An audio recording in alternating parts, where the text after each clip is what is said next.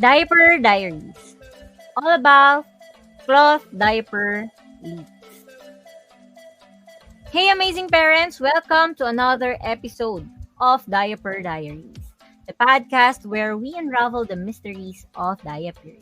Sa mga viewers and listeners natin, i-comment nyo naman yung experience nyo ng cloth diaper leak. Yan, yung mga tumatagos na cloth diapers. Kasi tonight, pag-uusapan natin ang topic na maaaring napagdadaanan o pinagdadaanan ninyo ngayon. Yan, ang cloth diaper leaks. Huwag kayong maglala dahil iisa-isahin ko ang dahilan at paano maiiwasan ang mga ito. So, ayun na nga. May mga nagsasabi na worry nila yung leaks sa cloth diapers.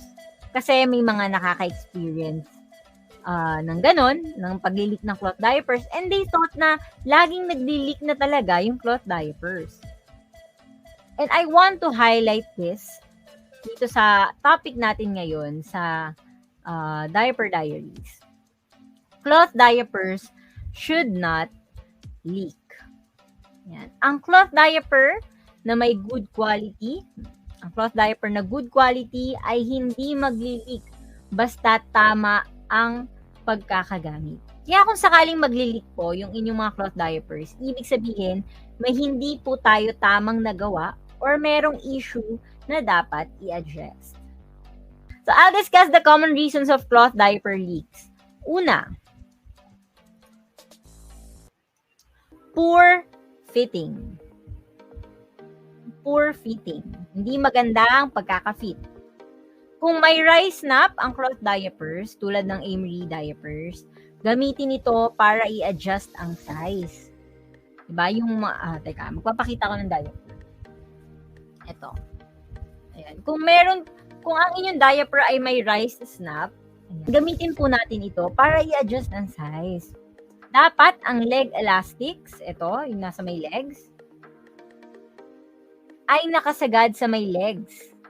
And dapat hindi masyadong maluwag, hindi masyadong masikip. Kasi pag masyadong masikip, you risk discomfort for your little one. And mas prone siya sa compression leaks. Kung alam niyo yung compression leaks. Yung compression leaks, nagkakaroon ng leak yung cloth diaper dahil parang napipiga yung insert sa loob. Lalo na kung ang gamit nyo is kunyari ang gamit nyo is bamboo charcoal, yan. May mga, mas nakakapag-compression leaks yan compared sa mga bamboo cotton, ganyan. So, kung ganun yung gamit nyo, tapos talagang super sikip ng diaper kay baby, possible din po itong mag-cause ng leak. And then, kung too loose naman, kung masyadong maluwag, you might encounter leaks din. Kasi nga, masyadong maluwag. Diba? Ang solution dito is pay attention to leg and waist areas. Yun. Dito sa legs at dito sa waist area. Don't be afraid po to experiment. Don't be afraid to experiment with different adjustments, 'di ba? Ganun talaga siya. Sa una may pagka-trial and error siya. Pero makukuha nyo rin po yan. At para i-check ang fitting, dapat kasya yung one finger nyo sa may legs and then yung fingers nyo sa may waist. Yun. Kapag kakasya po yung mga finger nyo doon sa leg at saka sa may waist, ibig sabihin nun, tama na yung inyong pagkakasuot. Hindi na siya masyadong maluwag, hindi rin siya masyadong masikip. Sakto lang. Ganun. Ayan, sabi ni Mami Angela, yung sobrang likot kung lagyan ng CD, tas di na pala tama pagkalagay. Oo, ganyan. Usually, nagiging problema yan sa mga toddlers, no? Sobrang likot. Yung tipong hahabulin mo na sila. Yung tipong hahabulin mo na sila para lang masuotan ng diaper. Yan, ganyan. Usually, hindi na natin naaayos yung pagsusuot ng diaper, hindi na natin nasasagad yun sa may legs, yan, mga ganyan. Hello, Mami Colleen, good evening sa'yo. Sana maganda ang gabi mo, Mami Colleen. Ayan, second reason, Second common reason kung bakit nagli-leak ang diaper is not enough absorbency. Eto, dito pwedeng dahil lumaki na lang si baby, lumakas na talaga siyang magwiwi. Yun. Pwedeng ganun, simply pwedeng ganun lang yung nangyari. Ang tanong dyan is, are you using the right inserts or boosters? Diba? Ang solusyon dito, kung hindi na enough yung absorbency dahil lumaki na si baby, lumakas na siya magwiwi, baka need mo nang mag-upgrade ng inserts or soakers. Ngayon, kung hindi ka pa makakabili ng bagong insert or soakers, at kung medyo malaki naman na si baby, pwede naman na magdoble ka ng insert sa loob. Diba? Kung malaki na si baby, hindi na yun magiging bulky sa kanya. Kung manipis lang yung insert. Lalo na kung yung diaper mo is meron siyang snap button naman na 2. So, pwede mong gamitin yung magkabilang snap button para in place pa rin yung insert or soaker mo. Or, yan, 2 yun eh. Not enough absorbency kasi lumaki si baby, lumakas na siya magwiwi. Or, hindi na prep yung inserts or soakers. Ginagawa to, ito yung unang laba. Yan, yung unang laba sa inserts or soakers. Ginagawa ito lalo na po sa mga insert or soakers na gawa sa natural fiber. Bamboo cotton, mga yan. Bamboo fiber, bamboo terry, tawag dito, hemp. Yan, yung mga yan. Need po talagang i-prep yung mga yon dahil ang mga yon ay meron pa pong natural oil. At pag hindi po natin natanggal yung natural oil doon, hindi po talaga siya magiging absorbent. Kumbaga, hindi niya ma-reach yung kanyang full absorbency. So, kung meron kayong bamboo cotton, mapaprep nyo siya, buhusan nyo ng mainit na tubig.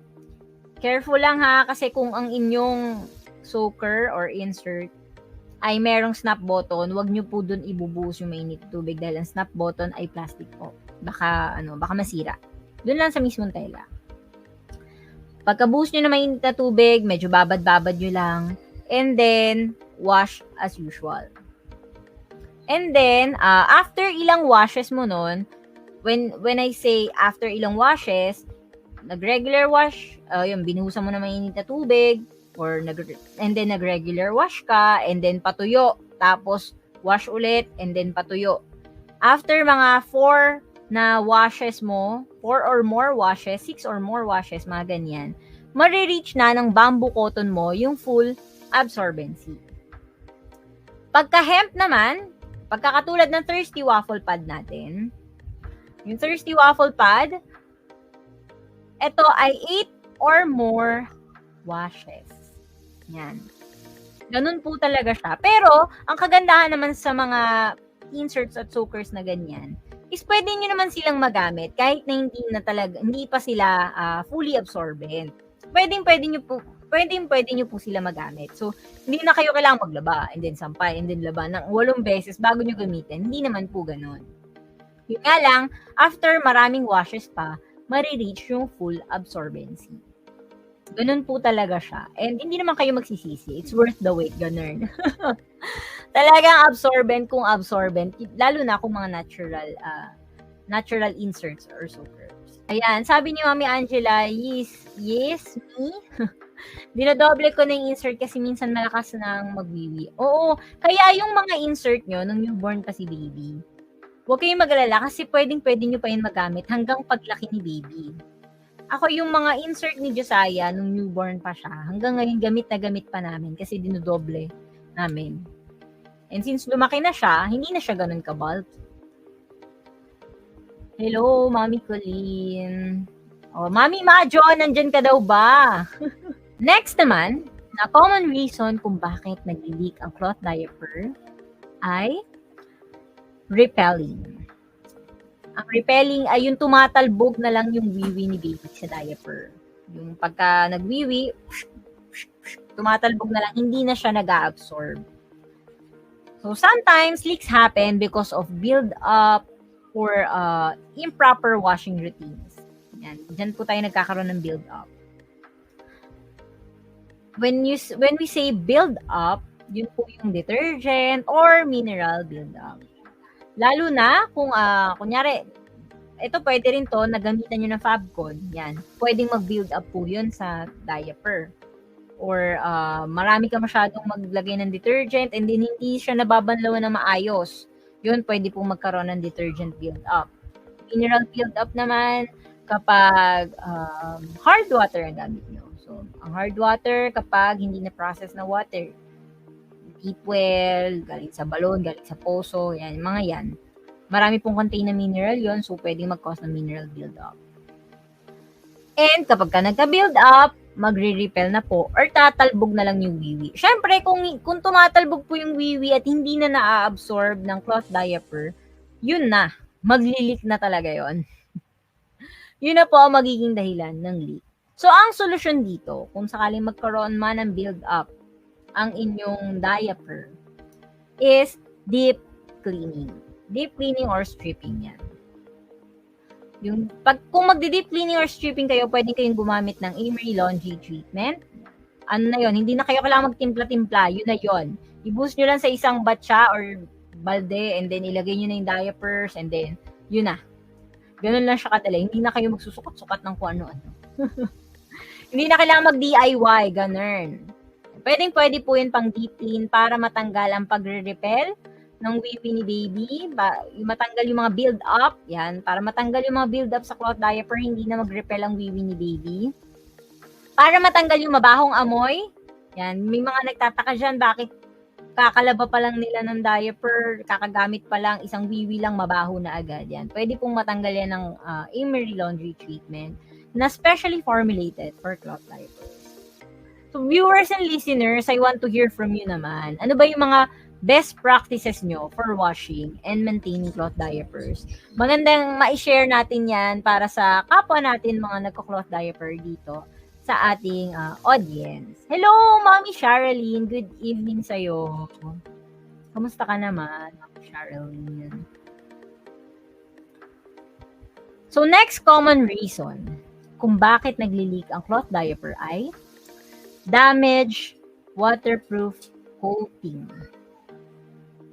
Damaged waterproof coating, ibig sabihin, lalo na yung sa mga PUL na diaper, yung waterproof coating niya, yung lamination niya ay sira na. Ito, lalo na dun sa mga